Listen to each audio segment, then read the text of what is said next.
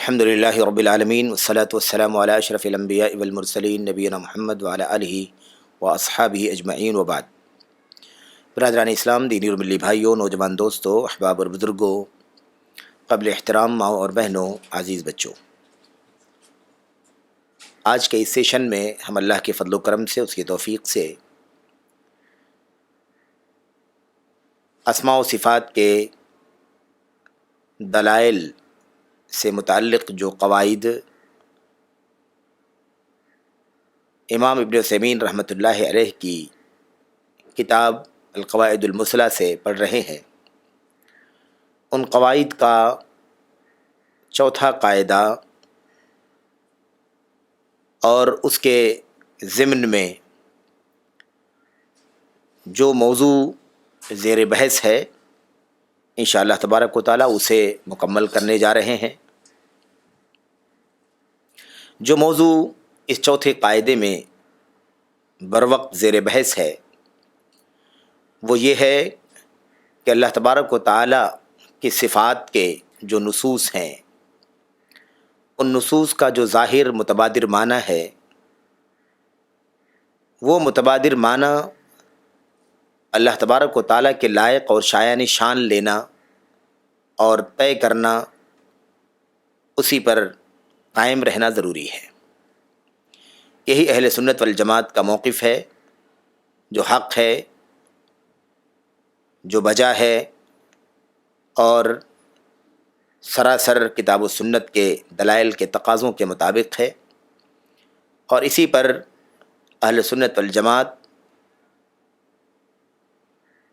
ماضی سے لے کر حاضر تک آج بھی قائم ہے۔ اس پہلی قسم کے علاوہ جو دوسری قسم تھی، دوسرا طبقہ تھا، انہوں نے اللہ تبارک و تعالیٰ کے صفات سے متعلقہ جو نصوص ہیں، اس سے جو ظاہر متبادر معنی ہے، اس سے ایسا معنی لیا اور متعین کیا جو باطل اور غلط معنی ہے، اور وہ تشبیہ کا، تمثیل کا معنی ہے جو کتاب و سنت کے خلاف ہے۔ ان دونوں پر گفتگو مکمل ہو چکی ہے۔ تیسری قسم ان لوگوں کی تھی جن لوگوں نے صفات الہی کے نصوص کا جو ظاہر متبادر معنی ہے، اس کا باطل اور غلط معنی، اللہ تبارک و تعالیٰ کے شان کے خلاف معنی طے کیا، متعین کیا اور اسی کو لیا۔ یہ تیسرا معنی، تیسری قسم کے لوگ جو غلط اور باطل معنی لیتے ہیں، وہ معنی بھی تشبیہ کا، تمثیل کا معنی ہے، لیکن تشبیہ اور تمثیل کی بنیاد پر مزید انہوں نے یہ جرأت کی ہے کہ تشبیہ و تمثیل کی بنیاد پر انہوں نے اللہ تبارک و تعالیٰ کے شان کے مطابق جو صحیح اور درست معنی ہے، اس معنی کے مطابق اللہ تبارک و تعالیٰ کے صفات کا انکار کر دیا ہے، یہ کہہ کر کہ اس سے تشبیہ لازم آتی ہے مخلوقات سے، اس سے تمثیل لازم آتی ہے اللہ تبارک و تعالیٰ کی مخلوقات سے، اس لیے ان صفات کو نہیں مانا جا سکتا۔ اس طرح سے انہوں نے تشبیہ کی بنیاد پر، تمثیل کی بنیاد پر تعطیل کا جرم کیا ہے، یعنی انکار صفات کا۔ اور اس کی وجہ یہ ہے کہ انہوں نے اللہ تبارک و تعالیٰ کے ان صفات کا معنی اللہ کی شایع نشان نہیں لیا۔ پہلی غلطی یہ کی کہ اس کو تشبیہ کے معنی میں لیا، اور اس غلطی کے نتیجے میں دوسری غلطی یہ کیا کہ صفات کا ہی انکار کر دیا۔ ظاہر ہے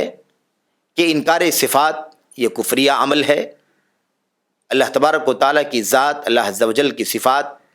کتاب و سنت کے دلائل سے، نصوص سے بہت ہی واضح طور پر بلا کسی تشبیہ کے، تمثیل کے، تعطیل کے اور اسی طرح سے کیفیت وغیرہ بیان کیے بغیر ثابت ہیں، مسلم ہیں، جو اللہ کے نبی محمد الرسول اللہ صلی اللہ علیہ وسلم، آپ کے صحابہ، پھر تابعین اور تبع تابعین اور اہل سنت والجماعت ماضی سے لے کر کے حاضر تک آج بھی اسے سمجھتے ہیں اور اس کے مطابق عمل کرتے ہیں۔ اب اس انکار صفات کا جو جرم ان لوگوں نے تشبیہ تمثیل کی بنیاد پر کیا ہے، اس کے نتیجے میں ان کی کئی قسمیں بن گئی ہیں۔ ان لوگوں نے اپنی ناقص عقل کو داخل کیا اور کافی اضطراب کا، کافی کشمکش کا شکار ہوئے۔ کسی نے صفات کا مکمل انکار کیا، اسما کا مکمل انکار کیا، کسی نے کچھ خاص صفات کا، کچھ خاص اسما کا انکار کیا، کچھ لوگوں نے صفات کا انکار کیا، اسما کا نہیں، کچھ لوگوں نے اسما کا انکار کیا، صفات کا نہیں، اور کچھ لوگوں نے بعض صفات کو مانا اور بقیہ تمام تر صفات کا انکار کر دیا، جیسے اشاعرہ جو فرقہ ہے، اس نے اللہ تبارک و تعالیٰ کی صفات میں سے صرف 7 صفات کا اقرار کیا، اسے ثابت کیا، اور بقیہ تمام صفات کا اپنی عقل کی، ناقص عقل کی بنیاد پر، فاسد عقل کی بنیاد پر انکار کر دیا۔ الغرض ان کی کئی قسمیں ہیں، کئی شکلیں ہیں۔ ہم اور آپ اس تیسرے طبقے کے سلسلے میں اس سے پہلے حلقے میں، پہلے سیشن میں گفتگو کر رہے تھے، اور امام ابن عثیمین رحمۃ اللہ علیہ ان کے اس عقیدے کا، اس نظریے کا ابطال کر رہے تھے، اس کی تردید کر رہے تھے، اور بتا رہے تھے کہ اس کے کئی وجوہات ہیں جن وجوہات کی بنیاد پر یہ عقیدہ باطل ہے، یہ معنی جو لیا جا رہا ہے تشبیہ کا، پھر تعطیل کا، یہ باطل ہے۔ اس حوالے سے انہوں نے 3 وجوہات کی بنیاد پر اس کی تردید فرمائی ہے۔ تیسری اور آخری وجہ جو تھی وہ یہ تھی کہ اللہ تبارک و تعالی کے کلام کو، نبی کریم صلی اللہ علیہ وسلم کے فرمان کو اس کے ظاہری معنی سے پھیر دینا کسی مخالف معنی کی طرف، یہ حقیقت میں اللہ تبارک و تعالی پر ایسی بات بولنا ہے جس کا انسان کو علم نہیں ہے۔ اللہ تبارک و تعالی پر بلا علم گفتگو کرنے والی بات ہے۔ بلا علم کسی ایسے چیز میں پڑھنا ہے جس کی گنجائش نہیں ہے، بلکہ دین میں، شریعت میں حرام قرار دیا گیا ہے کہ اللہ تبارک و تعالی پر کوئی بات انسان بولے، کوئی بات کہے، کوئی نظریہ قائم کرے جس کا اسے علم نہیں۔ قل انما حرم ربی الفواحش ما ظہر منها وما بطن، اخیر میں اللہ نے فرمایا وان تقولوا علی اللہ ما لا تعلمون، اللہ تبارک و تعالیٰ پر کوئی ایسی بات بولنا جس کا تمہیں علم نہیں، اسے بھی اللہ نے حرام کر دیا ہے۔ اللہ نے فرمایا ولا تقف ما ليس لك به علم ان السمع والبصر والفؤاد كل اولئک كان عنه مسؤولا، ایسی چیز میں نہ پڑھیے جس کا آپ کو علم نہیں ہے، کیونکہ سننا، دیکھنا یعنی کان، آنکھ اور دل، ان سب کے بارے میں باس پرس ہوگی، اللہ عز و جل محاسبہ کرے گا، پوچھے گا۔ یہ تیسری وجہ تھی جس سے ثابت ہوتا ہے کہ بلا علم کوئی بات کہنا یہ درست نہیں ہے، اور اللہ تبارک و تعالیٰ کے کلام کو، اس کے رسول کے فرمان کو اس کے ظاہر سے ہٹا کر کسی اور معنی کی طرف جو اس کے خلاف ہو، ظاہر کے مخالف ہو، پھیرنا، یہ حقیقت میں اللہ تبارک و تعالیٰ پر بلا علم بات بولنا ہے، اور بلا علم کسی چیز میں بلا وجہ پڑھنا ہے۔ کیسے بلا وجہ؟ کیسے بلا وجہ اللہ تبارک و تعالیٰ پر بات بولنا ہے؟ کیسے بلا علم کسی ایسی چیز میں پڑھنا ہے جس کی گنجائش نہیں ہے؟ 2 وجوہات کی بنیاد پر یہ بات ثابت ہوتی ہے۔ اس سیشن میں جس مسئلے پر گفتگو ہو رہی ہے وہ براہ راست یہاں سے ہو رہی ہے۔ وہ 2 وجوہات کیا ہیں؟ امام ابن عثیمین رحمۃ اللہ علیہ فرماتے ہیں پہلی وجہ تو یہ ہے کہ جو اللہ تبارک و تعالیٰ کے کلام کو، نبی علیہ الصلوۃ والسلام کے فرمان کو اس کے ظاہری معنی سے اس کے خلاف معنی کی طرف پھیرتا ہے، گویا کہ وہ یہ سمجھتا ہے کہ اللہ تبارک و تعالیٰ اور اس کے رسول صلی اللہ علیہ وسلم کے کلام کا جو مقصود ہے، جو مراد ہے، وہ مراد اس طرح سے نہیں ہے۔ اللہ تبارک و تعالیٰ کے مقصود کو، اللہ تبارک و تعالیٰ کی مراد کو، اللہ کے نبی علیہ الصلوۃ والسلام کے کلام کے مقصود اور مراد کو یہ کہنا چاہتا ہے کہ وہ یہ مراد نہیں ہے، اس طرح سے، اس معنی میں نہیں ہے اللہ کا کلام، اس معنی میں نہیں ہے اللہ کے نبی علیہ الصلوۃ والسلام کا فرمان، گویا کہ وہ اس معنی کی نفی کرتا ہے۔ وہ یہ کہنا چاہتا ہے کہ اس معنی میں اللہ کا کلام، اللہ کے نبی کا فرمان نہیں ہے، جبکہ اللہ کے کلام اور اس کے نبی علیہ الصلوۃ والسلام کے فرمان کا ظاہری معنی وہی ہے، اس کے سوا کوئی معنی نہیں ہے، لیکن اس کے باوجود وہ اس کے ظاہری معنی سے پھیر کر کے یہ کہنا چاہتا ہے، یہ گمان کرتا ہے، یہ کہنا چاہتا ہے کہ یہ اللہ کا مقصود نہیں ہے، یہ اللہ تبارک و تعالیٰ کی مراد نہیں ہے، یہ اللہ کے رسول صلی اللہ علیہ وسلم کا مقصود و مراد نہیں ہے۔ کس قدر غلط بات ہے یہ کہ اللہ کے کلام کی مراد و مقصود کو، نبی کریم صلی اللہ علیہ وسلم کے کلام کے مقصود و مراد کو ٹھکرا دینا، اس کے ظاہری معنی سے ٹال دینا، کتنا بڑا جرم ہے یہ۔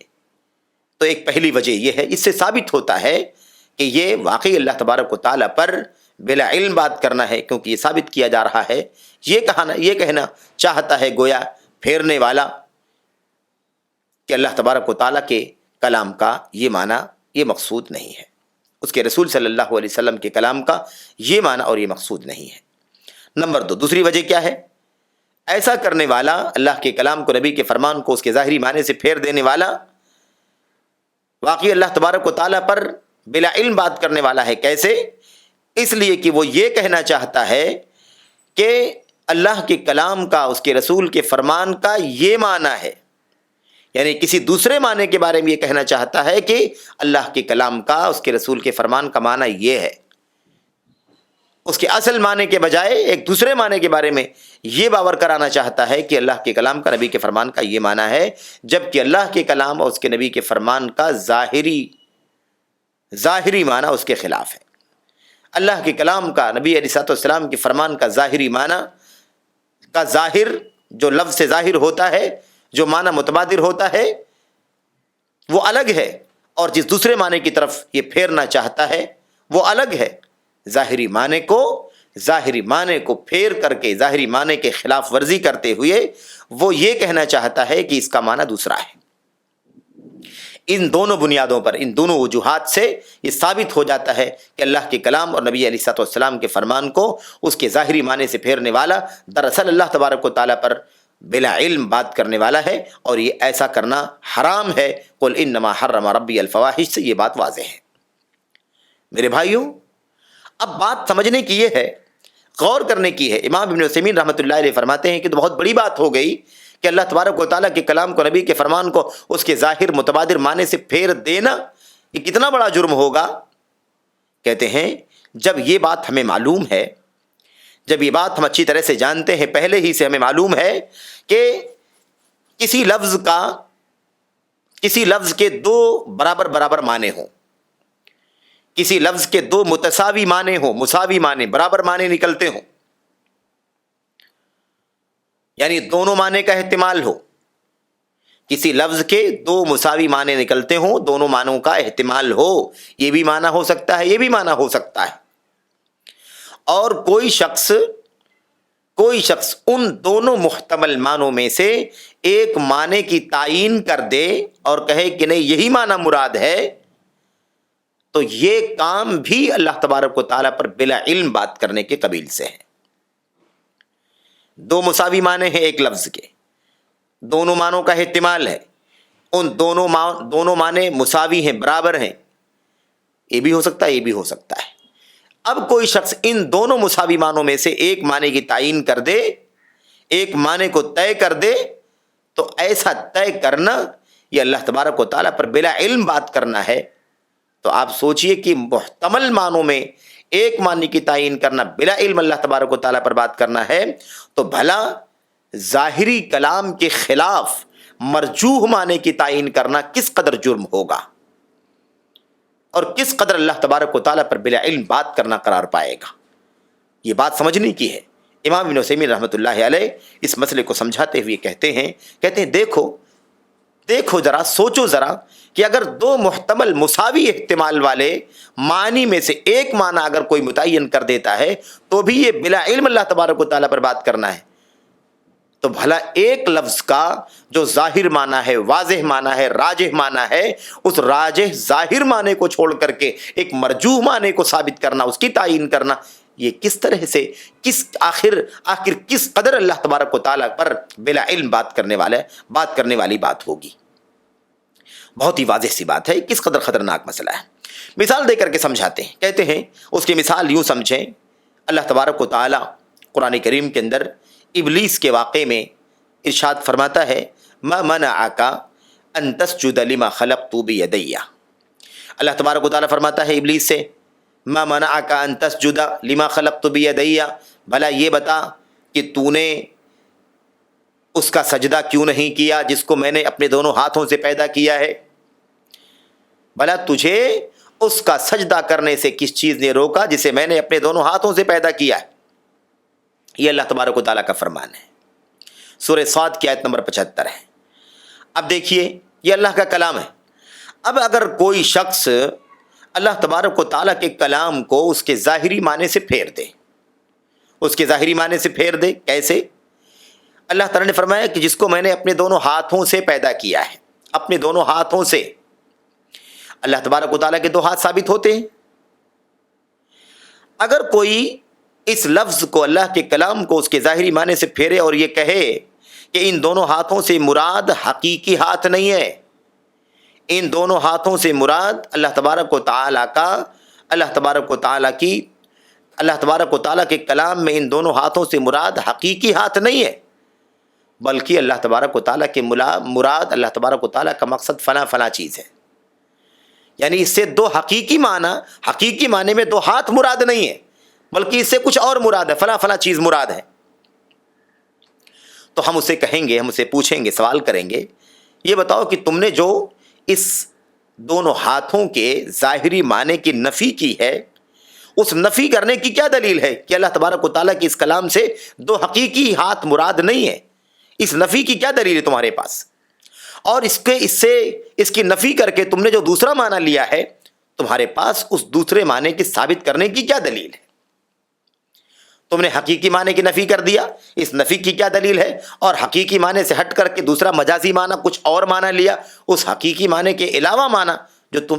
جو معنی تم نے ثابت کیا ہے، اس کی تمہارے پاس کیا دلیل ہے؟ ابن عثیمین رحمۃ اللہ علیہ فرماتے ہیں اب اگر کوئی دلیل پیش کر دے، اور کہاں سے دلیل پیش کرے گا؟ دلیل کہاں سے پیش کرے گا؟ دلیل پیش نہیں کر سکتا. نہ وہ اللہ تبارک و تعالیٰ کے ان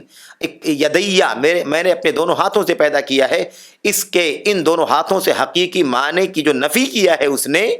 نہ تو اس کے پاس اس کی کوئی دلیل ہے، اور نہ اس کے علاوہ جو دوسرا معنی ثابت کر لیا ہے اس کی کوئی دلیل ہوگی. اس کے پاس دلیل نہیں ہے، اس کے پاس بے دلیل بات. کہتے ہیں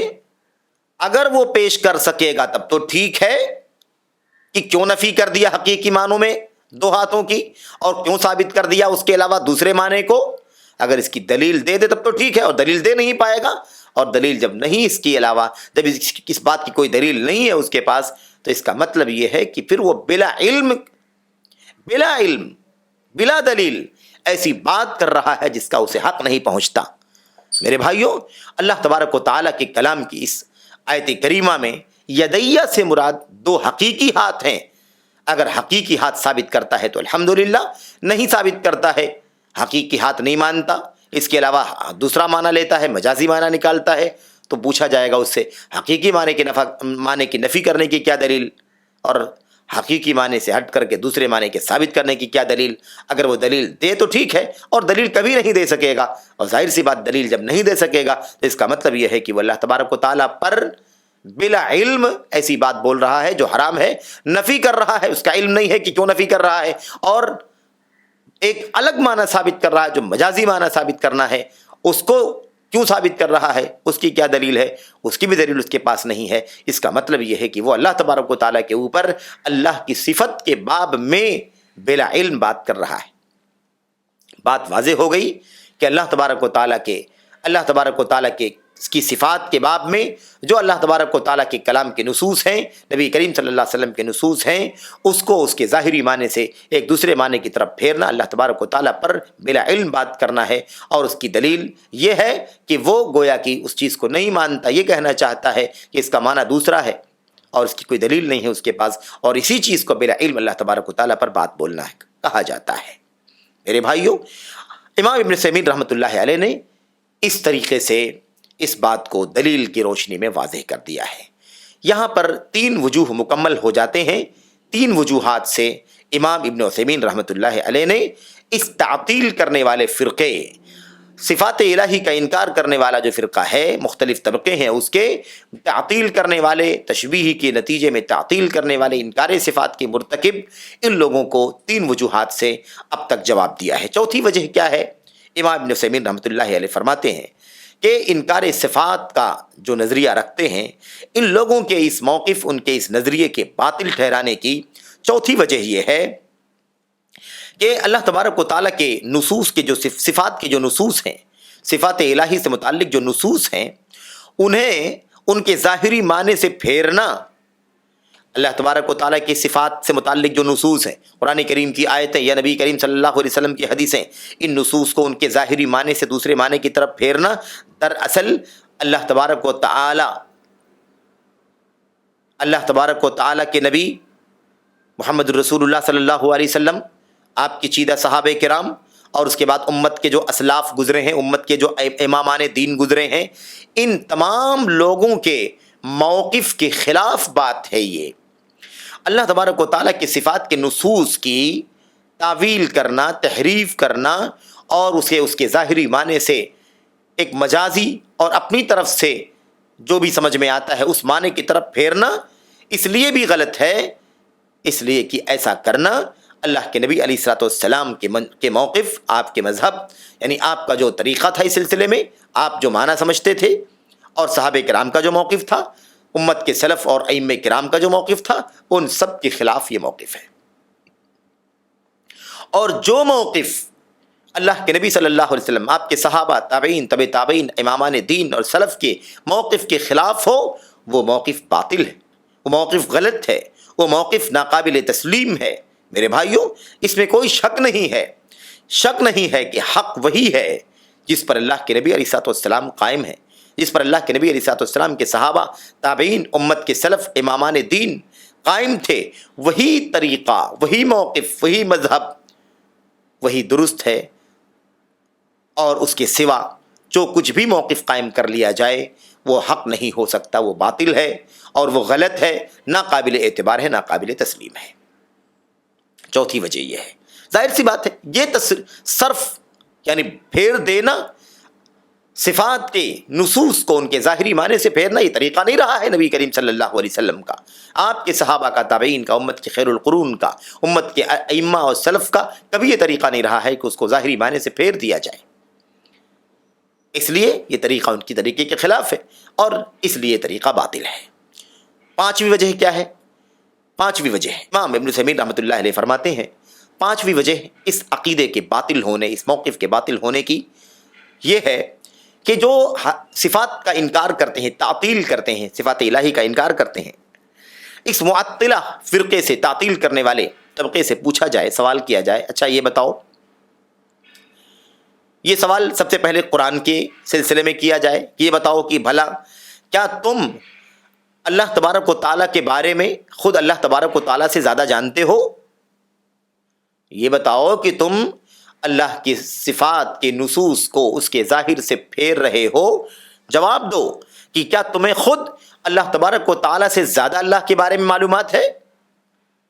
لامحالہ وہ یہی کہے گا کہ نہیں،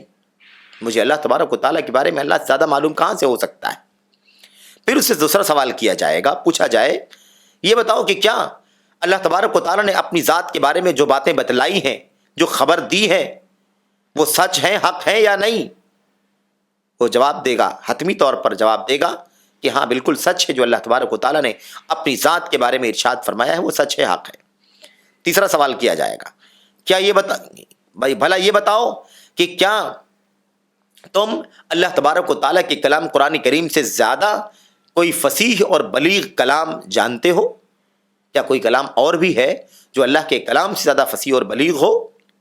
حتمی طور پر جواب دے گا کہ نہیں، کوئی کلام اللہ کے کلام سے زیادہ فصیح اور زبان کے اعتبار سے واضح نہیں ہو سکتا۔ اسے چوتھا سوال کیا جائے گا، انکار صفات کرنے والے سے چوتھا سوال کیا جائے گا، اسے پوچھا جائے گا، اچھا یہ بتاؤ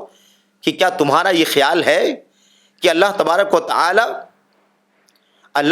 و تعالی یہ چاہتا ہے کہ اپنی مخلوق سے حق کو پوشیدہ رکھے، ان نصوص کے اندر ان دلائل کے اندر جو قرآن کریم کی آیتیں ہیں، ان قرآن کریم کی آیات میں جو حق ہے، اس حق کو اللہ تبارک و تعالیٰ اپنی مخلوقات سے چھپائے تاکہ وہ اپنی مرضی کے مطابق، اپنی عقل کے مطابق جو سمجھ میں آئے اس کا فیصلہ کر لیں۔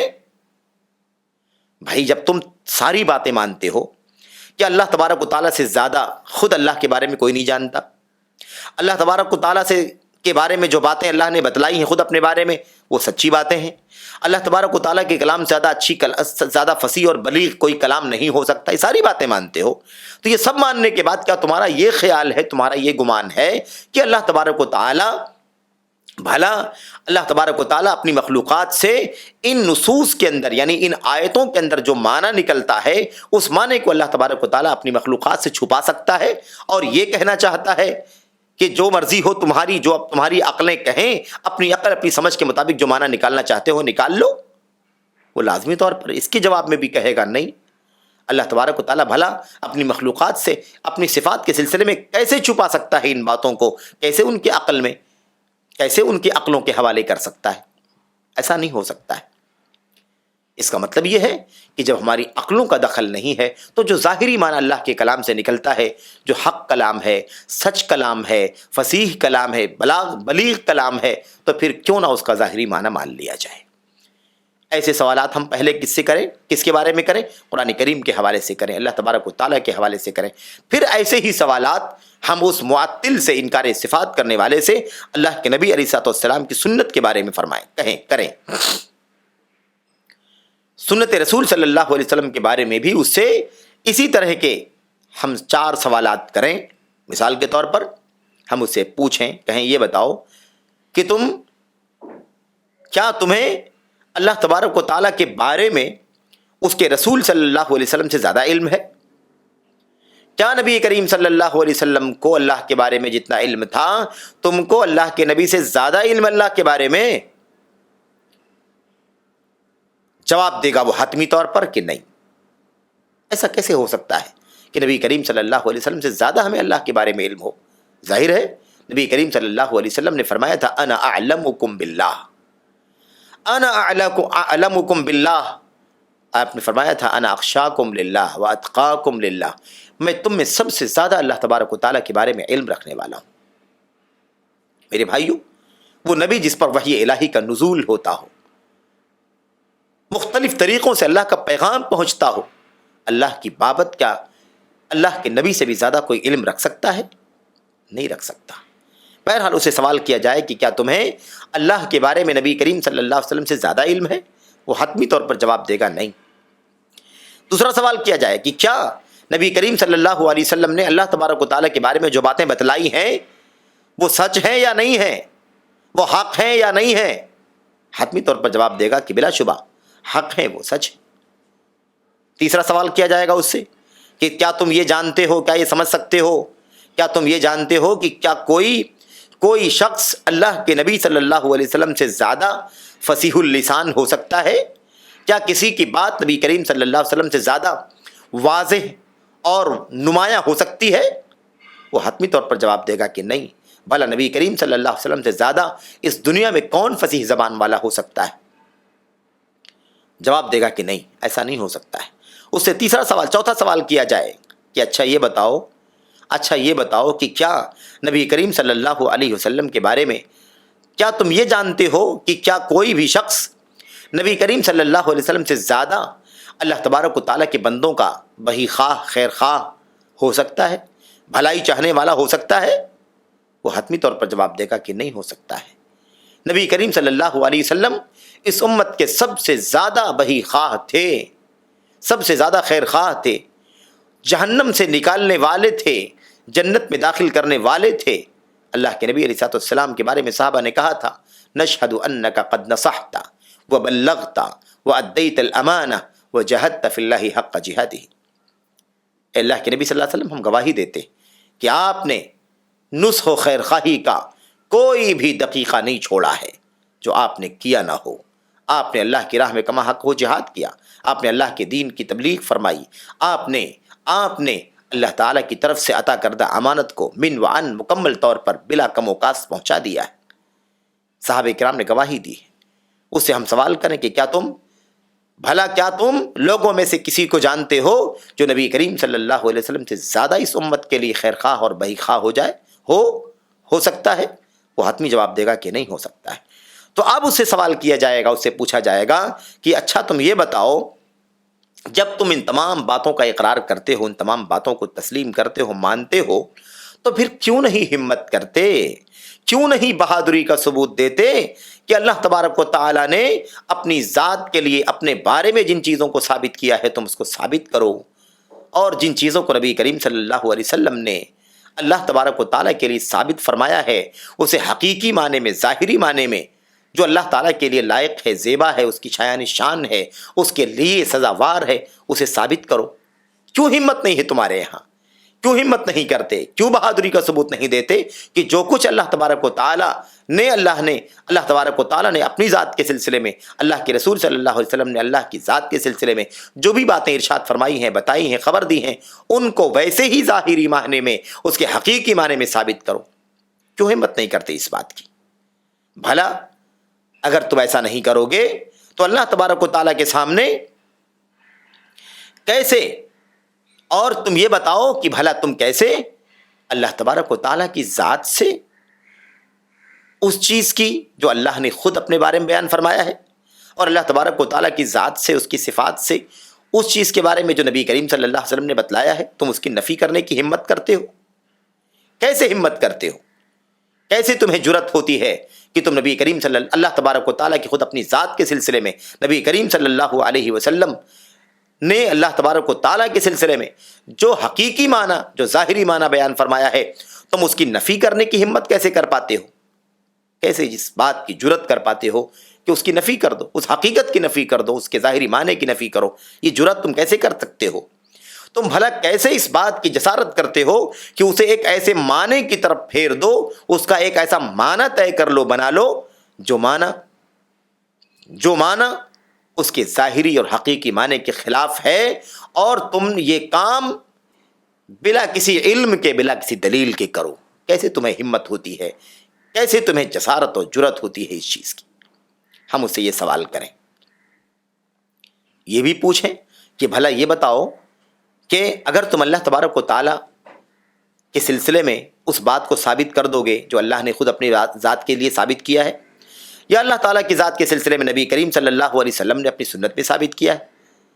اللہ نے اپنی ذات کے سلسلے میں اپنے بارے میں، خود اپنے بارے میں اپنی کتاب میں، یا خود اللہ کے نبی کے خود، یا اللہ تبارک و تعالیٰ کے بارے میں نبی کریم صلی اللہ علیہ وسلم نے جن باتوں کو ثابت کیا ہے، اگر تم ثابت کرو، اسی طرح سے ثابت کرو جو اللہ تعالیٰ کی شایان شان ہے، جو اس کے لائق ہے، سزاوار ہے، جو اس کا ظاہری اور حقیقی معنی ہے، تو ایسا کرنے میں تمہیں تکلیف کیا ہے؟ کیا تکلیف ہے تمہیں اس سے کیا نقصان پہنچتا ہے؟ بھلا تم کیوں اللہ تبارک و تعالیٰ کے بارے میں خود اللہ کے کلام، اللہ کے نبی علیہ الصلوۃ والسلام کی سنت سے، اور اللہ کے نبی علیہ الصلوۃ والسلام کی سنت سے جو کچھ اللہ کے بارے میں ثابت کیا گیا ہے، اسے ثابت کیوں نہیں کرتے؟ کیا تکلیف ہے؟ اور اللہ تبارک و تعالیٰ تمہیں توفیق دے گا، یہ تمہارے لیے بہتر ہوگا اگر تم وہی بات ثابت کرو گے، اسی طرح ثابت کرو گے جو اللہ کی شایان شان ہے، تو تم اللہ کے فضل و کرم سے، اللہ کی توفیق سے، جو اللہ تبارک و تعالیٰ اپنی کتاب میں نفی کرنا چاہتا ہے تم اس کی نفی کرو گے، اور جو اللہ تبارک و تعالیٰ ثابت کرنا چاہتا ہے اس کے ثابت کرنے والے قرار پاؤ گے، جو نبی کریم صلی اللہ علیہ وسلم ثابت کرنا چاہتے ہیں تم اس کو ثابت کرنے والے قرار پاؤ گے، اور جو اللہ کے نبی علیہ الصلوۃ والسلام نفی کرنا چاہتے ہیں تم بھی اس کی نفی کرنے والے ہوگے۔ اس میں کیا برائی ہے؟ اس میں تکلیف کیا ہے کہ تم جو ثابت کرنا چاہیے وہ ثابت کرو، اور جو نفی کرنی چاہیے وہ نفی کرو؟ اس میں کیا تکلیف ہے؟ ایسا تم کیوں نہیں کرتے؟ کیا یہ طریقہ تمہارے لیے زیادہ بہتر نہیں ہے؟ کیا تمہارے لیے یہ طریقہ زیادہ درست اور ٹھیک نہیں ہے؟ میرے بھائیوں، کیا یہ طریقہ کل قیامت کے دن تمہیں اللہ تبارک و تعالیٰ کے سامنے جواب دہی سے چھٹکارا پانے کے لیے، جواب دہی یعنی جواب دے کر کے تمہیں نجات ملنے کے لیے بہتر نہیں ہے؟ تم اس ذمہ داری سے کل قیامت کے دن تم سے سوال کیا جائے گا، باز پرس ہوگی تو تم عہدہ برا ہو جاؤ گے، کیا یہ تمہارے لیے بہتر نہیں ہے؟ اللہ تبارک و تعالیٰ قیامت کے دن جب پوچھے گا ماذا اجبتم المرسلین، یہ بتاؤ کہ تم نے رسولوں کا کیا جواب دیا تھا، رسولوں کی باتوں کو کیا مانا تھا، رسولوں کی باتوں کو مانا تھا کہ نہیں مانا تھا، تو بھلا تم اللہ تبارک و تعالیٰ کے سامنے کیا جواب دو گے؟ کیا یہی طریقہ تمہارے لیے بہتر نہیں ہے کہ جو کچھ ثابت کیا جانا چاہیے اسے ثابت کرو، جس طرح ثابت کیا جانا چاہیے اس طرح ثابت کرو، جو اللہ کے شایان شان ہے، حقیقی معنی ہے، ظاہری معنی ہے، اس کو ثابت کرو، اسے اس کے حقیقی معنی سے نہ پھیرو، ایک الگ معنی اس کا متعین نہ کرو، اس کو حقیقت سے ہٹا کر کے اس کی تحریف کر کے تم اس کو مجازی معنی میں نہ لو۔ کیا یہ بہتر نہیں ہے کہ اللہ کے سامنے جب تمہاری باس پرس کی جائے گی تو تم اچھی طرح سے کامیابی سے جواب دے سکو گے اور اپنی ذمہ داری سے عہدہ برا ہو سکو گے؟ کیا تمہارا اللہ تبارک و تعالیٰ کے کلام، نبی کے فرمان کے ان نصوص کو اس کے ظاہر سے پھیرنا اور دوسرے معنی کی تعین کرنا یہ تمہاری طرف سے غلطی نہیں ہے؟ تمہاری طرف سے خطرہ مول نہیں لینا ہے؟ کیا جوخم میں تمہارا اپنے آپ کو نہیں ڈالنا ہے کہ تم جس معنی میں اس کو لے جا رہے ہو، اگر فرض کیا جائے کہ اس میں ان نصوص کے معنی کو پھیرنا فرض کیا جائے کہ جائز بھی ہو، تو تم جس معنی میں اسے لے جا رہے ہو کیا یہ ضروری ہے کہ اسی معنی میں وہ ہوگا؟ کیا ضروری ہے کہ اسی معنی میں ہوگا؟ کیا ایسا نہیں ہو سکتا ہے کہ جس معنی میں تم اسے پھیر رہے ہو اس کا معنی وہ نہ ہو بلکہ اس کے علاوہ کوئی اور معنی ہو؟ اس لیے یہ بہت ہی خطرناک ہے، بہت ہی خطرناک ہے کہ تم اس کے ظاہری معنی سے اگر پھیرو گے، حقیقی معنی سے پھیرو گے، دوسرے معنی میں لوگے، تو کتنا خطرناک مسئلہ ہے کہ جو معنی تم نے لیا ہے کوئی ضروری نہیں ہے کہ وہ معنی ہو، دوسرا معنی بھی ہو سکتا ہے، پھر تیسرا معنی بھی ہو سکتا ہے، یا اس صورت میں جب فرض کیا جائے کہ ہاں اسے پھیرنا درست ہے جبکہ اس کا پھیرنا درست ہی نہیں ہے، تو جب درست ہی نہیں ہے تو ایسی صورت میں یہ خطرہ مول لینا کس قدر ناعاقبت اندیشی ہے، کس قدر یہ نادانی ہے، جہالت ہے، کس قدر یہ جرأت اور جسارت ہے۔ میرے بھائیوں، بڑی خطرناک بات ہے یہ۔ ایک بات تو یہ ہے کہ اللہ کے کلام کے اندر، اللہ کے نبی کے فرمان کے اندر نصوص کے حوالے سے جو چیزیں آئی ہوئی ہیں ان نصوص کو ان کے ظاہری حقیقی معنی پر ہی محمول کیا جائے، اسے بلا وجہ دوسرے معنی میں نہ لیا جائے، یہ جرأت ہے، جسارت ہے۔ لیکن اگر فرض کرو کہ تھوڑی دیر کے لیے اسے اس کے معنی سے پھیرنا درست بھی ہے، تو جس معنی میں تم نے طے کر لیا ہے، کیا یہ خطرناک مسئلہ نہیں ہے کہ وہ اس معنی میں نہ ہو بلکہ کسی اور معنی میں ہو جس معنی میں تم نے نہیں لیا ہے، اس کے برخلاف کوئی معنی بھی ہو جس معنی میں اسے لیا جا سکتا ہو، تو یہ خطرہ ہے۔ لیکن اس کی گنجائش ہے ہی نہیں سرے سے کہ ہم اللہ تبارک و تعالیٰ کے صفات سے متعلق نصوص میں کسی بھی طرح کی تحریف کریں، کسی بھی طرح سے اس کو پھیریں، دوسرا معنی دیں۔ ہماری ذمہ داری ہے کہ جو ظاہر متبادر معنی ہماری اور آپ کے ذہنوں میں آتا ہے وہ اللہ تبارک و تعالیٰ کے شایان شان معنی ہمیں لینا چاہیے، اور وہ معنی یہ ہے کہ بلا تشبیہ کے، بلا تمثیل کے، بلا تعطیل کے، بلا تحریف کے، بلا تکییف کے اللہ تبارک و تعالیٰ کے صفات کو اس کے ظاہری معنی میں، اس کے حقیقی معنی میں لیا جائے۔ یہ پانچویں وجہ تھی جس کے ذریعے سے امام ابن عثیمین رحمۃ اللہ علیہ اس بات کو باطل ٹھہرا رہے تھے کہ یہ عقیدہ، یہ نظریہ، یہ باطل ہے۔ اس کی 6 وجوہات ہیں، 5 وجوہات یہاں پر مکمل ہوتے ہیں، چھٹی وجہ جو ہے وہ باقی ہے۔ چھٹی وجہ جو معطلہ کے موقف کی تردید کے لیے، معطلہ کے موقف کو باطل ٹھہرانے کے لیے، اسے غلط ثابت کرنے کے لیے امام ابن عثیمین رحمۃ اللہ علیہ نے پیش کیا ہے۔ انشاءاللہ تبارک و تعالیٰ وہ چھٹی وجہ اور اس کے اندر جو بہت ساری اور تفصیلات ہیں انشاءاللہ تبارک و تعالیٰ ہم اگلی سیشن میں آپ کے سامنے رکھیں گے۔ اللہ سے دعا کرتے ہیں کہ اللہ تبارک و تعالیٰ ہمیں اللہ تبارک و تعالیٰ کے اسماء و صفات کے باب میں ظاہر متبادر معنی جو اللہ کی شایان شان ہو، اس کے مقام و مرتبے کے لائق اور سزاوار ہو، وہی معنی ہمیں ثابت کرنے کی توفیق عطا فرمائے جو نبی کریم صلی اللہ علیہ وسلم کا، اللہ کے نبی علیہ السلام کے صحابہ کا، آپ کے صحابہ کے بعد تابعین کا، امت کے سلف کا، ائمہ کا موقف تھا، اسی موقف پر قائم رہنے کی توفیق عطا فرمائے۔ اللہ عز و جل ہمیں اور آپ کو، تمام لوگوں کو ہر طرح کی تحریف سے، ہر طرح کی تعویل سے، ہر طرح کی تمثیل سے، تشبیہ سے، تکییف سے، تعطیل سے یعنی انکار صفات سے مکمل طور پر بچنے اور احتراز کرنے کی توفیق عطا فرمائے، سلف امت کے منہج اور ان کے ڈگر پر قائم رہنے کی توفیق عطا فرمائے، آمین یا رب العالمین۔ وصلی اللہ وسلم وبارک علی نبینا محمد وعلی آلہ وصحبہ اجمعین، والسلام علیکم ورحمۃ اللہ وبرکاتہ۔